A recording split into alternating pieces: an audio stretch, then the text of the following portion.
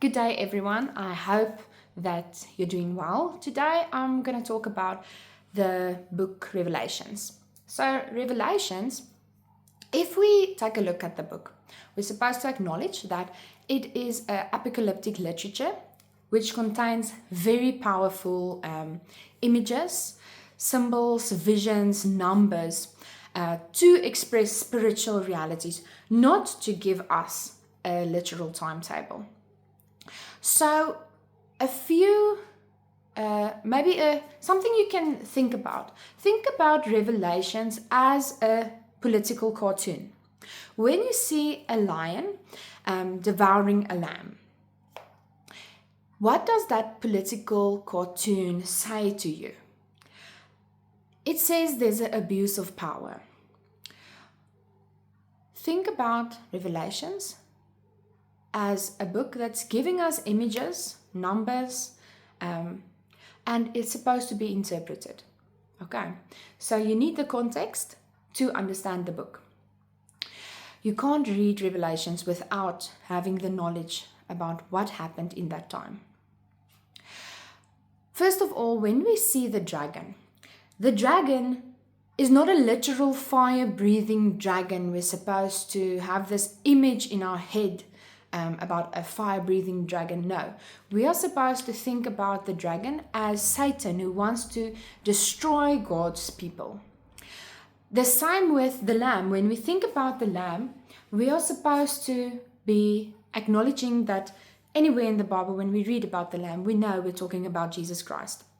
So we see a lamb that looks as if it has been slain.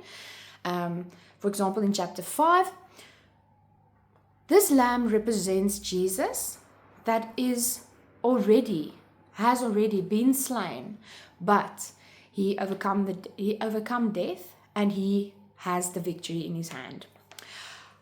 Good. Then a very important thing that people want to know about in Revelation is the number 666. There's a lot of comments about 666. Theological comments. I would like to talk a little bit more about 666. So 666 is symbolic. It represents imperfection. In the ancient world, numbers carried significant meaning. So when you think of the number 7, it's the divine perfection. Then we know we're talking about God. It's God's number. But 6 falls short of 7. It represents humanity, imperfection, and rebellion against God.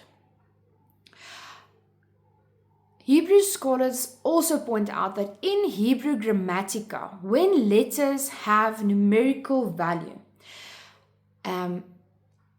then when you add up the numbers 666, you will actually find Nero Caesar. So everyone in the ancient world, everyone that was busy reading this letter would know that John is actually writing about Nero.